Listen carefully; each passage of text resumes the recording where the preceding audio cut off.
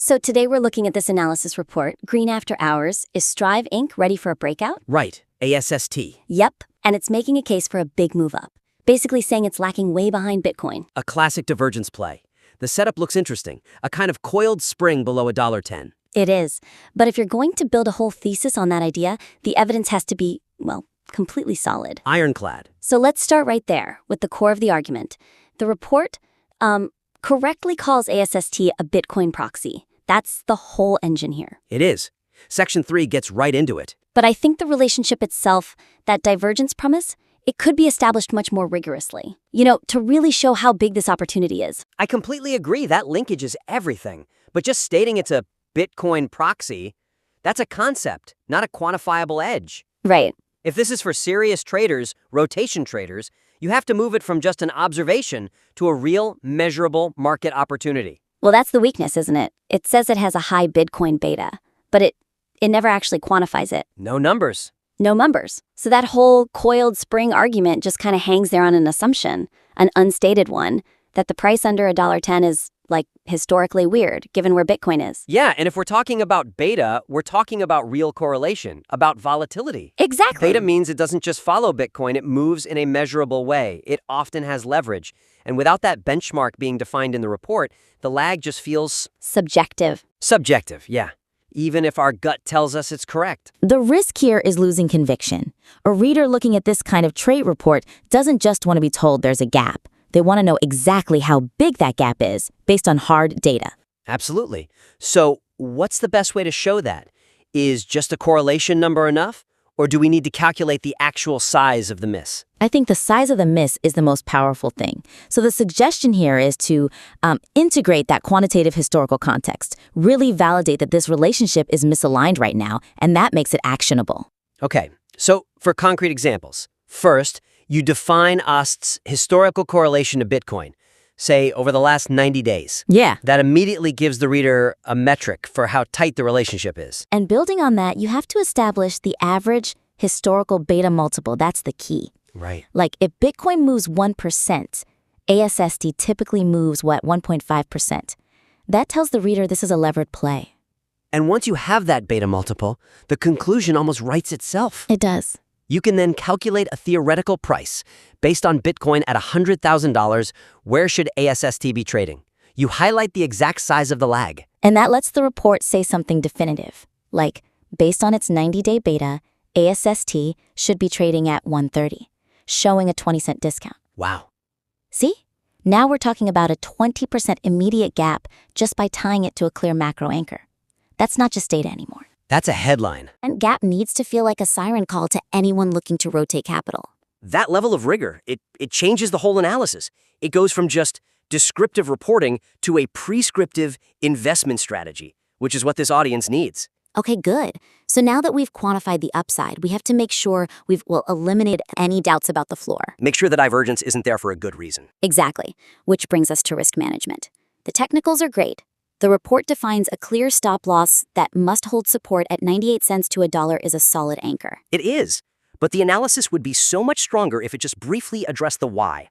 The fundamental reasons ASST might be lagging in the first place, beyond just market inefficiency. Yeah, the report is great on the upside catalysts, the rotation, the short squeeze. All there. But the downside risk is defined almost entirely by technical levels, or, if Bitcoin drops overnight. Right. The weakness is that it doesn't explore any company-specific headwinds that might be suppressing the price.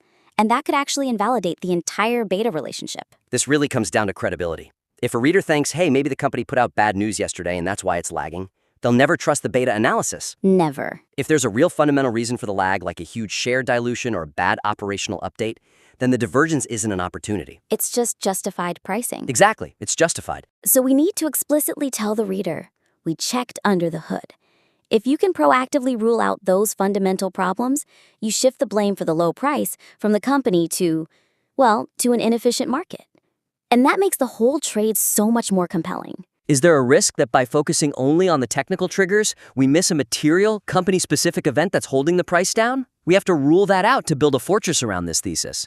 So the suggestion then is to add a brief focus section that explores those potential non-technical reasons for the lag, just to confirm they're not material. Right.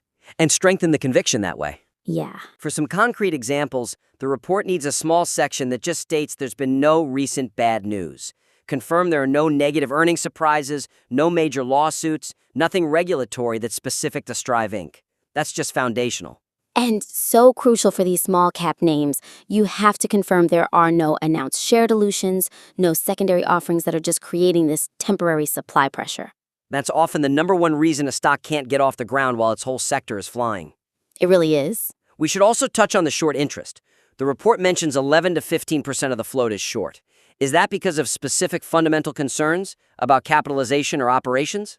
That's a great point. Because if you can show those concerns are either overblown or offset by the crypto macro environment, then the short interest flips from being a risk to being an accelerator. The short squeeze potential. It strengthens that part of the argument. It really does. If we can just confirm the fundamentals are clean and this lag is purely a timing issue, the whole setup becomes exponentially stronger. That kind of proactive risk management is what separates a good report from a great one. Excellent.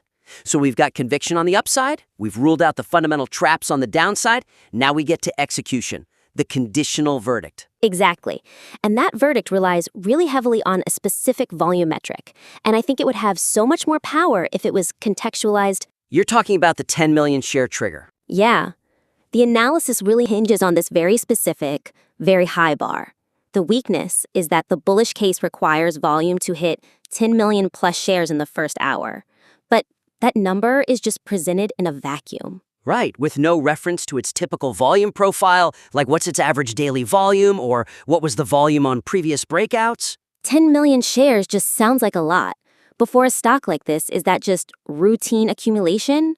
Or is it truly the signal of capitulation and institutional buying? Without that context, a reader might not get the sheer magnitude of the signal that's required to validate the trade. We have to anchor that volume threshold to historical norms. We have to show why 10 million shares specifically means the buyers are back in control and the breakout is really on. You have to define what unprecedented demand actually looks like for this stock. I mean, as I understand it, that high volume is what confirms the stock is moving above that 112 resistance with real conviction. It's what triggers the momentum, guys, and hopefully squeezes the shorts. So how do we tie that number back to the typical behavior of the stock? The suggestion is to provide those clear anchors. First, just define the average daily volume, and then clarify what percentage of that ADV the 10 million shares represents. Right. For example, explicitly say something like, this 10 million target is 2.5 times the typical first-hour volume, signaling unprecedented demand. That's immediately persuasive. It defines a threshold so clearly. That specificity is powerful.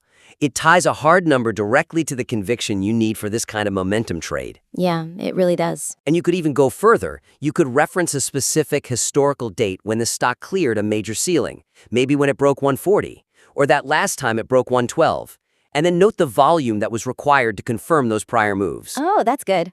That sets a precedent. It does. And let's not forget to link it back to the whole upside mechanism. The report should explain if 10 million shares is what's necessary to trigger that short squeeze potential. Does that much buying pressure force a measurable number of those shorts to finally cover? Exactly. Linking the volume directly to the market mechanics you mentioned in Section 4 just tightens that whole loop. So the 10 million threshold stops being this arbitrary number and becomes a calculated, necessary trigger for the whole thing to work. And that context makes the conditional verdict immensely stronger. It tells the reader exactly what confirmation looks like. It removes all the guesswork from the trigger. Yep, that's a great point. Overall, look, the core thesis of this Green After Hours report is strong. It's timely. The structure is logical. It flows well. The foundation for a high-conviction trade is absolutely here. I agree.